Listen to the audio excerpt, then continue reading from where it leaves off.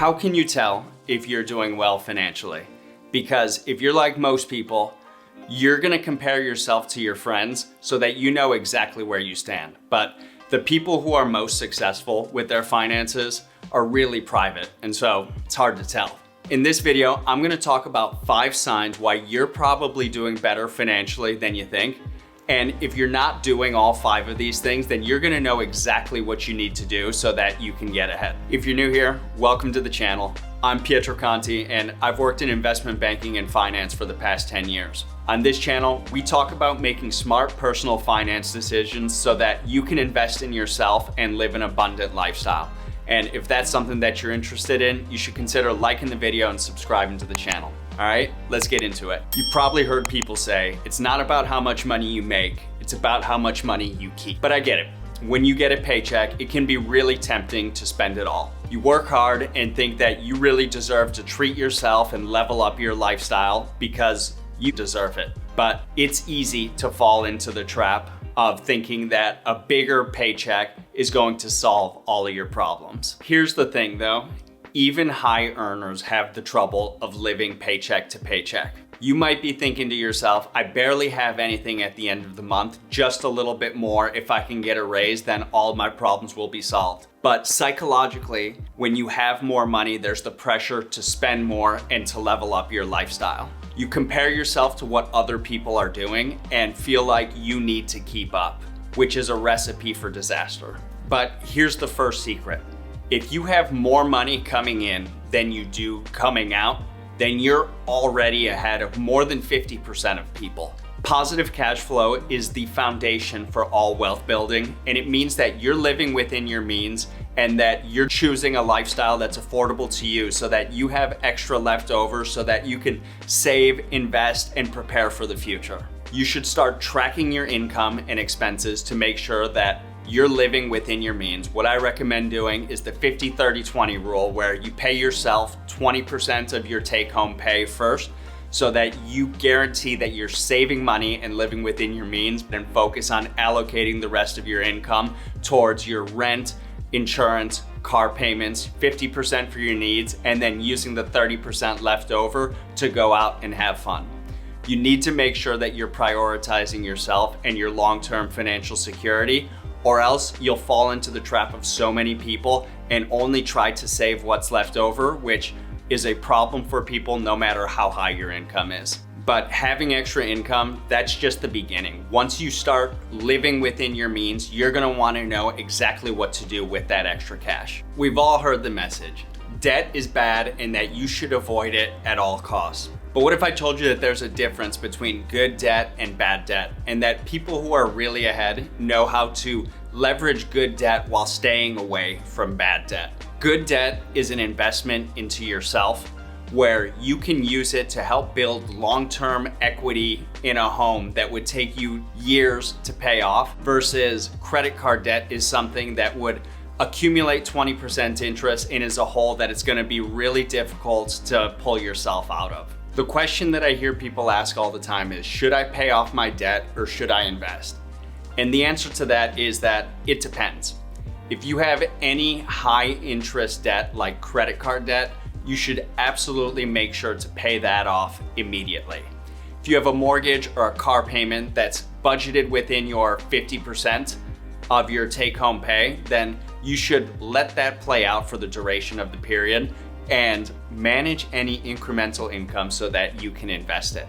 If you've paid down all of your credit card debt, if you own your car full outright, you're way ahead of most people already.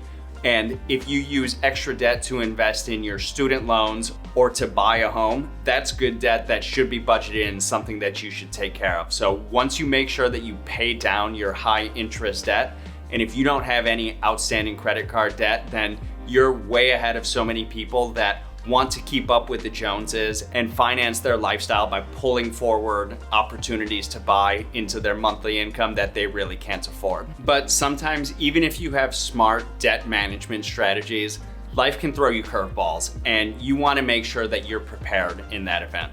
So imagine having the peace of mind where if you were to lose your job or a life emergency would come up, call it a medical emergency or take care of a family member. Imagine having the peace of mind of being able to handle that without even stressing. Sounds like a dream, right? But that's the benefit of having a 6-month emergency fund saved up. Having those 6 months worth of your monthly expenses in a high yield savings account is a complete game changer that will put you ahead of so many other people. If you're following the 50-30-20 rule and paying yourself first, the first thing that you should be doing with that 20% is allocating it towards a high yield savings account so that you can build up a fund specifically for these emergencies. You never know what's gonna happen in life, and so you wanna make sure that you're prepared to take it on the nose in case it happens. And if you were to compare yourself to other people, a lot of people take this for granted and think that getting laid off is never gonna happen to them, or you need to live now and can't worry about the future. But I promise you, if you have a savings account funded, then you will be in a great mental state of mind. In case anything were to happen, you can roll with the punches and keep going so that your financial goals aren't taking a backseat. If you can start with a goal of saving $1,000, that'll get you on your way. And once you get into the habit of saving money and learn how to save $1,000, then you'll be able to build up from there to get 3 or 6 months so that you can fully fund that, even if it's gonna take a little bit of time. And if you're a high earner, you can use your emergency fund as a launch pad so that you can make strategic investments to level up your personal finance goals and really get to that next level. You've heard people say to pay yourself first, but what does that actually mean? And what it means is whenever you get your paycheck, what do you do with your money? Do you turn around and pay rent with it, or do you turn around and go to the clubs with it?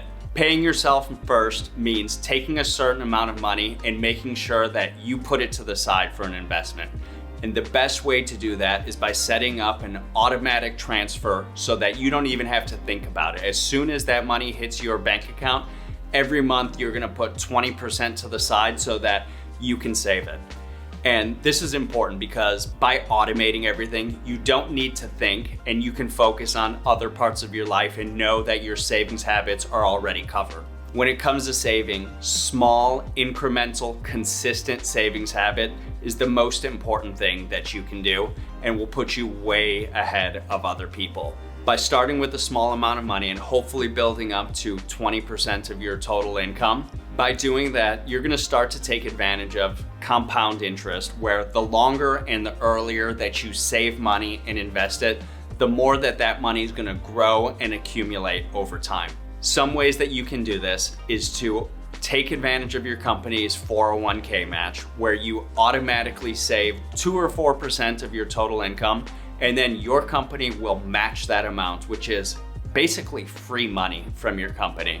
So 2 to 4% gets matched automatically, and then everything else that you take home, set up your bank account so that 10 or 15 or 20% of your total payments end up going into a savings account so that you could manage the rest of your money after it. And if you start small and are consistent with it, then that'll get you ahead of the game. And if you're doing that already, that's a great sign that you're way further ahead than so many other people. But saving money is really only part of the equation. The other part that you should also really be focused on for your investments is investing in yourself. And so what do I mean by that? It means taking the long-term approach towards wealth accumulation. Number one, you need to take care of yourself.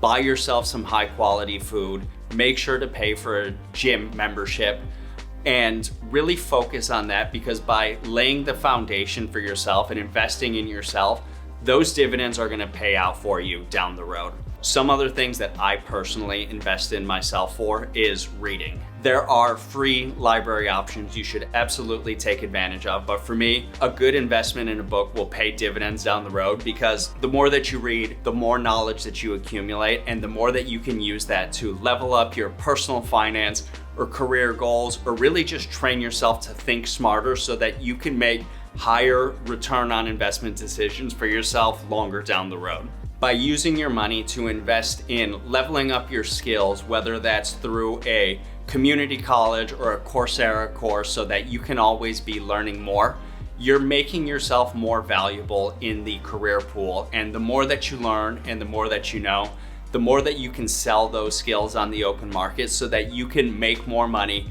be entrepreneurial, and really grow economically. This is really an indirect way towards building wealth, but if you can start doing that now by investing in yourself, then those skills that you get from doing that will pay dividends for you down the road. Remember, these 5 signs: positive cash flow, good debt management, having an emergency fund, consistent savings, and investing in yourself are all signs that you're on the right path towards financial success.